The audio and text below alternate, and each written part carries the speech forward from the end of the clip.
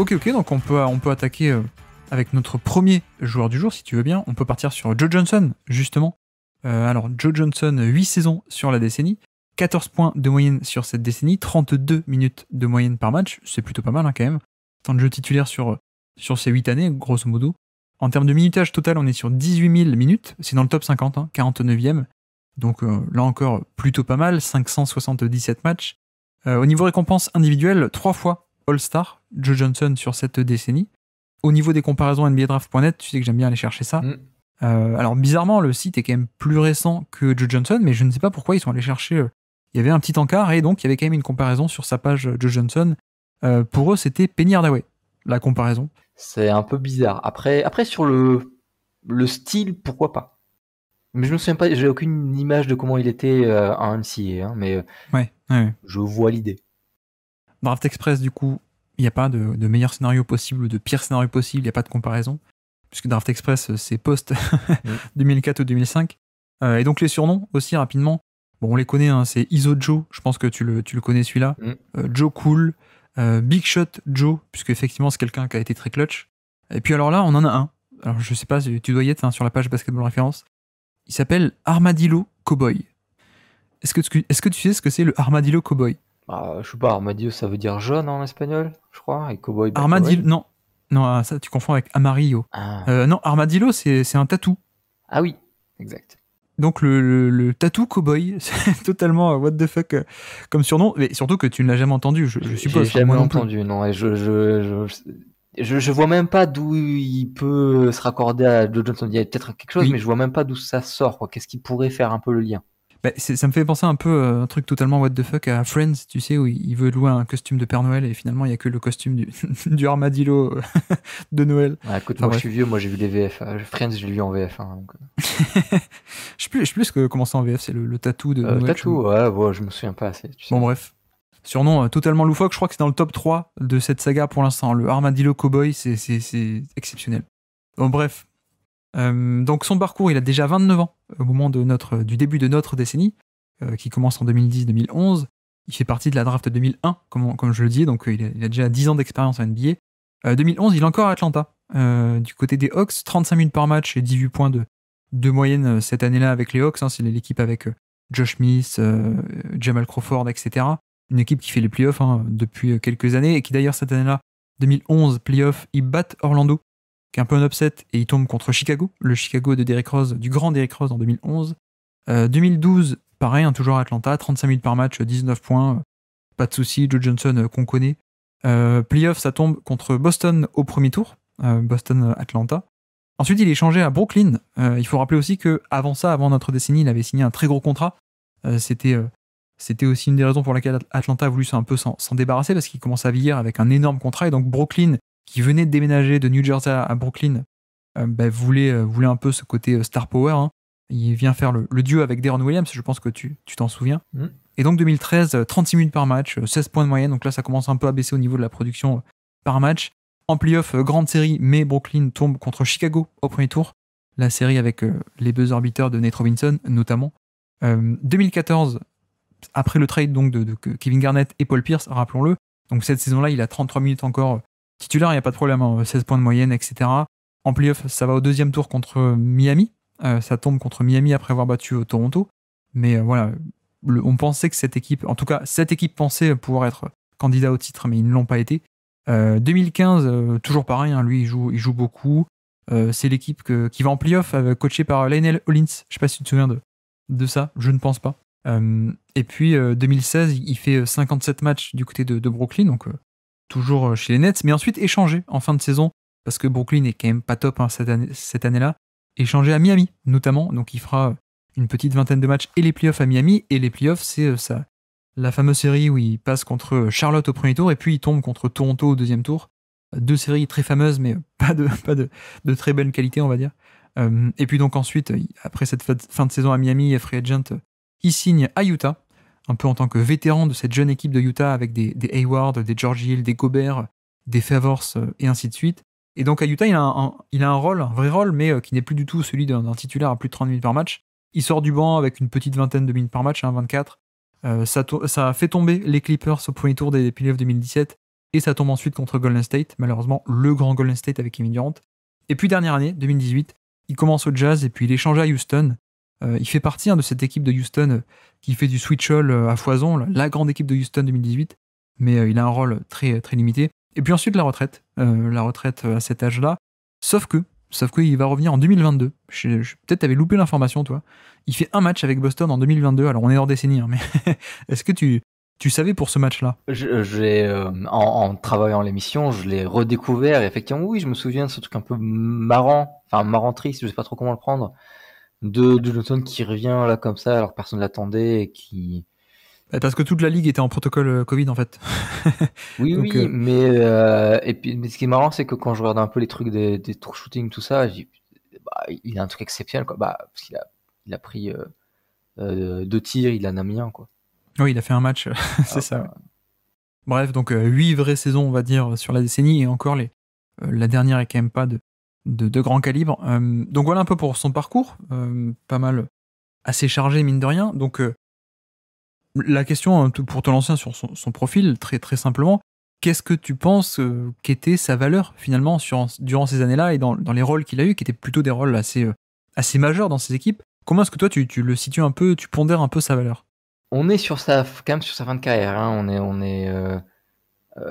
Il est encore franchise player d'Atlanta quand cette décennie commence, avec cette étiquette que je trouve assez correcte de espèce de...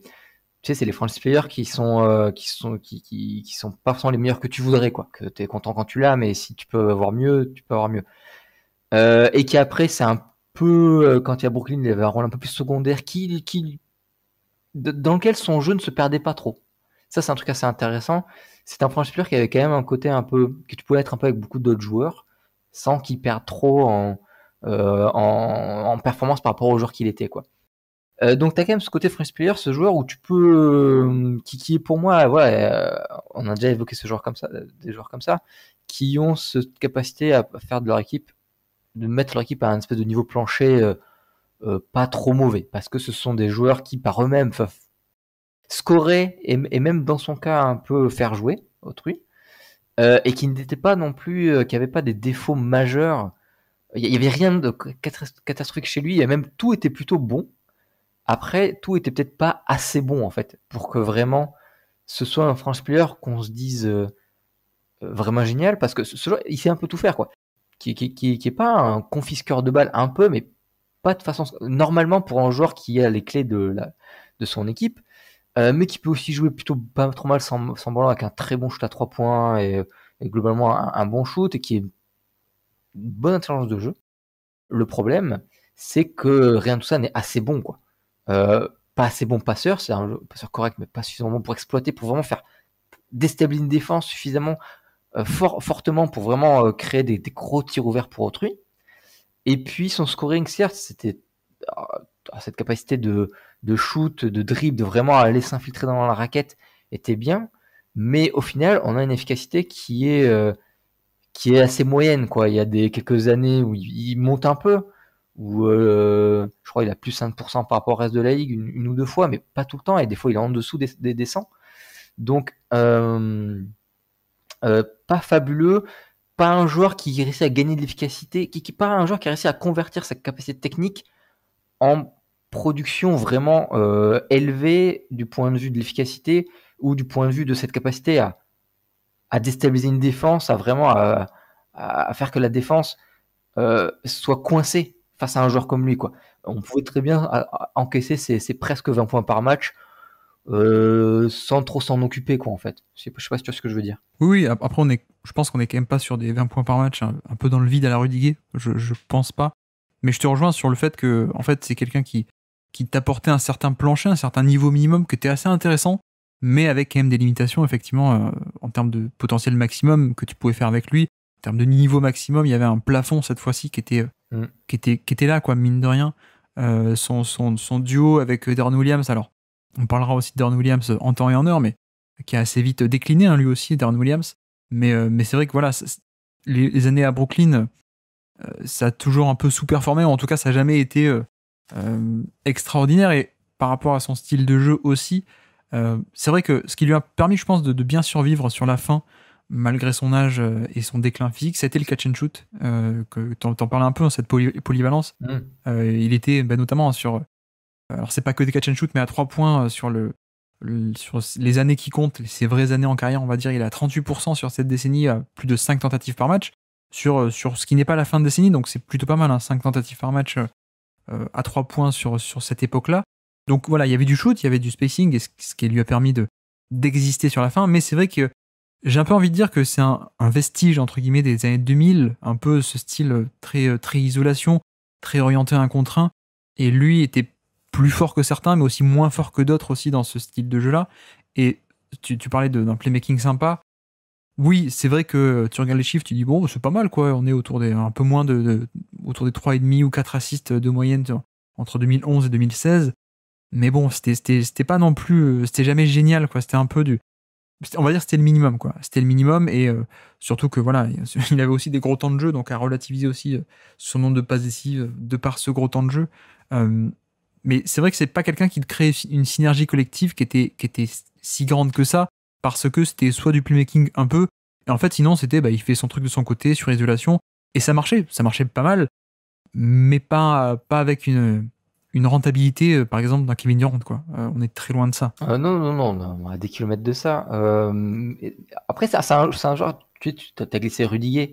Mais ça, je vais le comparer à lui pour montrer à quel point, pour moi, qu'il y a une différence entre ces deux joueurs et que ça c'est intéressant, c'est que Jonathan, comme dit, il y a plein de trucs où il est sympa. Et quand je dis sympa, c'est au-dessus de moyen, quoi. C'est moyen bon.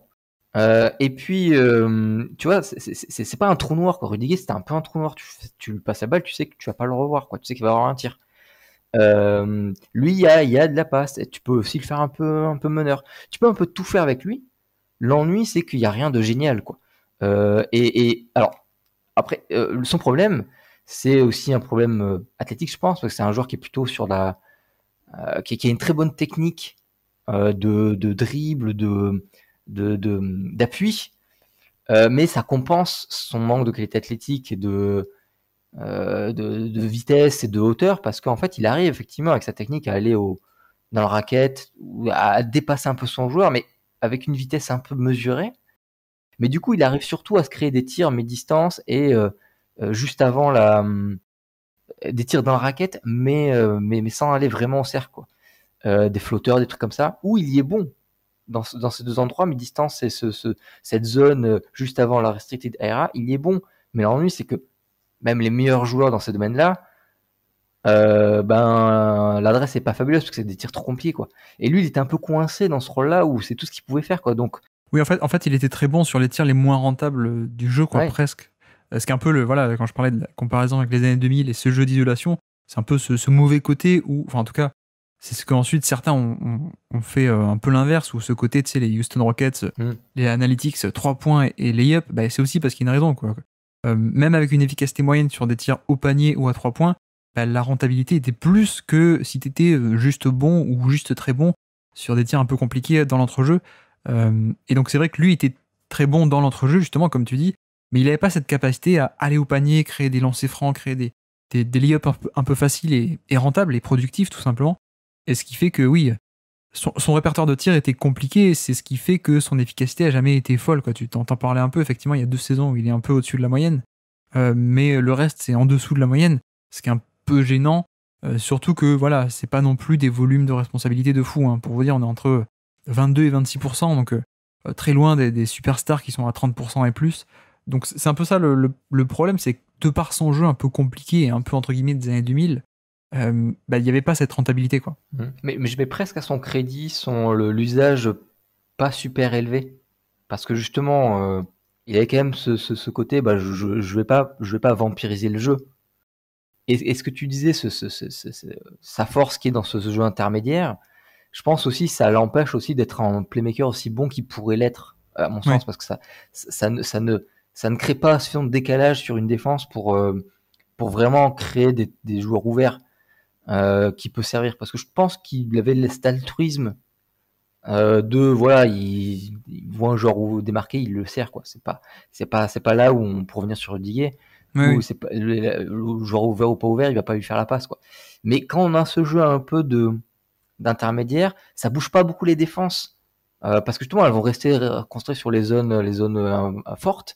Et du coup, bah, ça bouge pas. Et comme ces zones intermédiaires à ce côté, en fait, comme c'est au centre du jeu, bah, en fait, tous les défenseurs sont à portée, quoi. Donc, ils n'ont pas besoin de vraiment faire des grands déplacements pour aller couvrir des zones, puisque c'est une zone où ils sont pas loin, quoi. Donc, tout ça, un peu le bloc, et ce qui en fait un franchise player, un go-to guy réel, existant, mais qui est pas de première cuvée, en fait. On va dire que c'est quelqu'un qui est sur la décennie en question. Alors après, années 2000, moi j'ai moins connu, donc peut-être aussi que si on faisait un classement des années 2000, il serait plus haut que celui des années 2010. Je ne sais pas, mais c'est quelqu'un qui sur notre décennie n'a jamais été top 15 ou top 20, je pense pas, top 20 NBA, mais qui était toujours top 50, quoi, en tout cas sur les 5-6 premières années où il avait un gros rôle, on peut dire ça. Le problème aussi, et bon, enfin, peut-être qu'il aurait été très bon à côté d'une vraie autre superstar bien plus forte, quoi. Et le problème, il a été à côté d'un Deron Williams qui a vite décliné. Il a été à Atlanta où il n'y avait pas d'autres stars plus fortes que lui. Et c'est vrai que du coup, voilà, on est un peu resté sur cette idée du go-to guy limité, alors que ça aurait été peut-être sympa de le voir dans d'autres contextes un peu plus tôt. Avec Chris Paul, par exemple. Par exemple, oui, tout à fait. Enfin, pour ceux qui n'ont pas la ref, Atlanta aurait pu drafter Chris Paul, alors qu'ils avaient Joe Johnson dans l'équipe déjà. Ah bah tu vois, je l'avais pas la ref, moi. Bah c'est ça. C'est que Atlanta, bah d'ailleurs, au lieu de prendre, ils avaient besoin d'un meneur. Ils sont numéro 2. Il y a Chris Paul et Deron Williams. Qu'est-ce qu'ils font? Ils prennent Marvin Williams à un intérieur dont ils n'ont pas besoin. C'est vrai. Et l'histoire d'Atlanta a changé à partir de ce moment-là. Jamais. Et ensuite, il y a eu Jeff Teague. C'est ça. Deux mots peut-être aussi, alors je peux dire les stats de playoff, mine de rien, sont plutôt pas mal un stade de playoff, puisque donc il fait 2 ans à Atlanta et 3 ans à Brooklyn dans de bonnes équipes, et du coup en playoff il fait 2600 minutes. C'est le 25e total de la décennie, c'est quand même plutôt pas mal, sachant qu'en playoff il jouait 35 minutes par match, donc plutôt solide. Et oui, donc deux mots aussi sur la défense, on est d'accord aussi qu'on n'avait pas de perte énorme, en tout cas on va dire avant son déclin de physique, 16, 17, 18 on va dire, mais c'est quelqu'un qui était neutre, quoi. On n'avait pas presque aucune valeur ajoutée de ce côté-là. C'est ça, comme il prenait pas de risques. Il allait pas chercher d'interception, il allait pas trop faire de trucs, mais en parallèle il bougeait pas trop, quoi, mais il y avait une petite intelligence de jeu qui lui permettait un petit peu quand même de être plutôt pas trop mal positionné, et il avait quand même assez à suivre les joueurs avec dès que ça allait pas trop vite. Donc globalement, voilà, il faisait pas de mal à la défense, mais il faisait pas de bien non plus, quoi. Ouais. Mais donc du coup, pour faire la transition sur son classement, par rapport à ça et par rapport au fait qu'il a une première moitié de décennie très solide, mais pas géniale, et puis ensuite quelques petits trucs sympathiques. Comment est-ce que toi tu l'imaginais dans ce classement? Dans le classement, t'as un peu des zones un peu qui correspondent un peu à des profils en vrai. Et t'as un peu la zone du franchise player, du moins du joueur majeur de ton équipe, du leader de ton équipe ou du quasi-leader de ton équipe, qui est sympa, mais que si tu pouvais avoir mieux, bah, tu prendrais mieux, quoi. Donc on est un peu dans la zone, là, tu parlais de Kevin Love qui est 17ème, mais juste après, il y a Carmelo Anthony et encore après Kobe Bryant. Dans cette zone-là, un peu Kevin Love, Carmelo Anthony, Kobe Bryant, bah, je pense qu'il a sa place. C'est un peu dans ce registre-là. Ouais. Après, où précisément, tu ne sais pas. Kobe et Carmelo Anthony ont des meilleures années. Alors, leurs meilleures années sont meilleures que celles de Joe Johnson. Et Joe Johnson, finalement, il fait pas non plus beaucoup plus de nombreuses années. Il fait plus que Kobe quand même. Il fait quand même plus que Kobe. Plus, mais celle de Kobe, après tu pourras discuter, mais celle de Kobe, je crois que ces 3 premières années, me paraissent plus intéressantes. Oui, bien sûr, mais ensuite c'est fini, quoi. Après la blessure, on l'avait fait ensemble d'ailleurs. Fini, ouais. Donc je le mettrais quand même un peu derrière, juste là derrière Kobe, mais voilà, si tu veux un peu bouger ça me gêne pas. Je l'avais pile à cet endroit-là aussi. Donc là, on parle effectivement autour de la 20e place. Non, je l'imaginais là exactement aussi. Donc 20e place, Kevin Love, comme tu dis, 17, Rajon Rondo, 18, Carmelo, 19, et Kobe Bryant pour l'instant, 20e. Je l'imaginais entre Carmelo et Kobe, parce que je me dis Carmelo, il a il a quand même plus de saisons que Kobe, qui en a que 3. Alors peut-être 3 de meilleur calibre hein, que Joe Johnson ou Carmelo Anthony. Mais ouais, je l'imaginais un peu entre les deux, quoi, entre Carmelo et Kobe. Et je sais pas si au final Kobe est pas un peu haut parce qu'il n'a que 3 saisons et qu'on met tout le reste un peu à la poubelle post-blessure. Du coup, je me dis, bah, est-ce que, tu vois, Joe Johnson, qui a mine de rien 5, 6, allez, on va dire même 7, en comptant l'année à Utah en sortie de banque, est assez valuable. Est-ce que finalement, Kobe, on pourrait pas le descendre de quelques places? Je sais pas, mais en tout cas, pour Joe Johnson, je l'imaginais par là. Et puis, il y a un truc par rapport à ces joueurs-là, Johnson a quand même un avantage. Il est moins intéressant sur ce côté un peu scoreur de l'extrême, quoi. Position difficile, je vais mettre mon panier, il est moins fort que ces deux-là, largement moins fort que ces deux-là, mais il a beaucoup moins de choses problématiques. Oui. C'est pas un confisqueur de ballon comme les deux, ou de ball stopper comme les deux.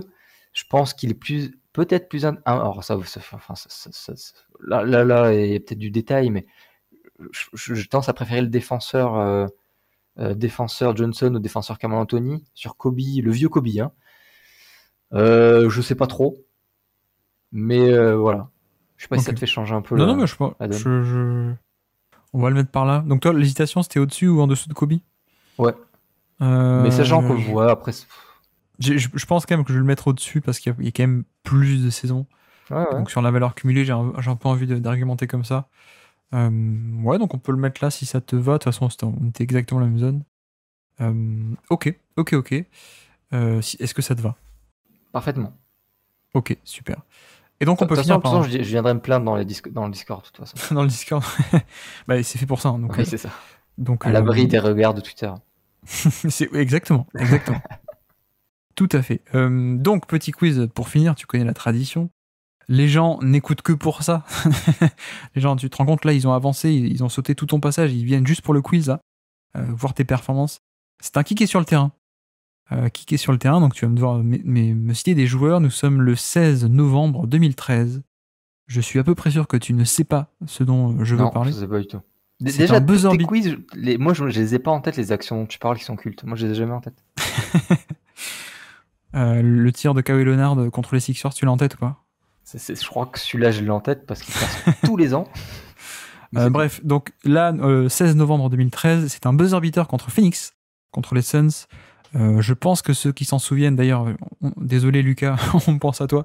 C'est une situation où Phoenix, égalité 98-98 au score, en prolongation. Phoenix a la balle de match, il y a un tir à 3 points de Channing Frye, et derrière, il n'y a pas un rebond offensif comme pour Robert Horry, mais il y a un rebond défensif, et sur transition, un petit flotteur de Joe Johnson au buzzer sur une contre-attaque, et Brooklyn prend le match. Est-ce que tu es capable de me citer donc des joueurs de ce Brooklyn Phoenix de 2013 2013-2014, pardon. Ouais, ça a rien changé pour moi. Je sais pas plus.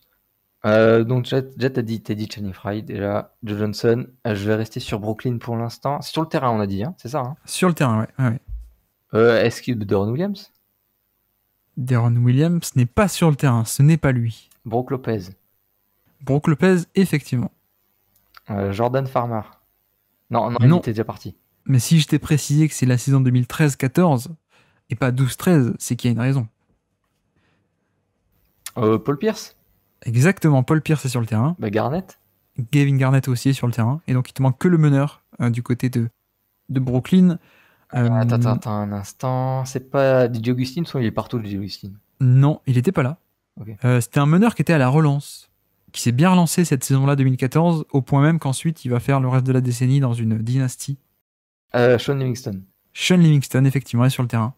Et du côté de Phoenix, oui, j'ai cité Channing Frye, et donc... Ouais, donc je sais plus trop où on est du Phoenix, mais est-ce qu'il n'y a pas du Eric Bledsoe? Exactement. Je sais pas où il est mis. Isaiah Thomas, non, je crois qu'il y est pas. C'est l'année juste avant. Ok. PJ Tucker. PJ Tucker est là, il attend dans le corner. Ok, j'ai pas fait assez de conneries, est-ce que je pourrais me permettre de dire un truc rigolo tout à l'heure? Vas-y. J'ai pas encore d'idée, moi je vais trouver au passage. Alex Len? Non, il n'est pas sur... non, c'est quand même une fin de match, on essaie de gagner le match. Alex Len n'est pas là. Non, en plus, il est rookie, donc c'est ses premiers matchs, il n'est pas encore sur le terrain. Je sais plus, Brandon Knight? Non, c'est bien après ça. Je sais plus. Bah, alors, Eric Bledsoe, alors c'est l'année, justement, c'est l'année où Phoenix donc, fait 48 victoires, mais ne fait pas les playoffs. Donc, ce qui est d'autant plus frustrant de perdre ce match-là, alors que t'as la balle de match et tu te prends une contre-attaque en 3 secondes. Donc, c'est l'année avec Bledsoe et Dragic, effectivement. Donc, Bledsoe, Dragic, Channing Frye, Tucker, et il te reste le dernier. TJ Warren. Non, tu pourrais te tromper, puisqu'il y en a 2. Non, enfin, il n'y en a pas 2, mais tu pourrais te tromper en citant le mauvais, on va dire. J'ai envie de dire, rien que pour ça, j'ai envie de dire Taylor Griffin. Non, mais il y en a 2, tu pourrais me citer le mauvais. C'est Maurice. Eh oui, mais lequel? C'est Markieff. Eh non, c'était Marcus. C'est Marcus, incroyable. C'était Marcus Morris qui attaque le rebond offensif et qui du coup voilà. Non, c'est fin de match assez amusante. C'est comme si en foot américain, t'étais moment clutch avec ton quarterback qui va te gagner le match et en fait il y a interception et pick six de l'autre côté. Ou alors un corner qui termine en contre-attaque adverse fin de match. Mais Joe Johnson est un spécialiste des buzzer beaters et notamment sur cette décennie, il y a énormément de tirs extrêmement clutch.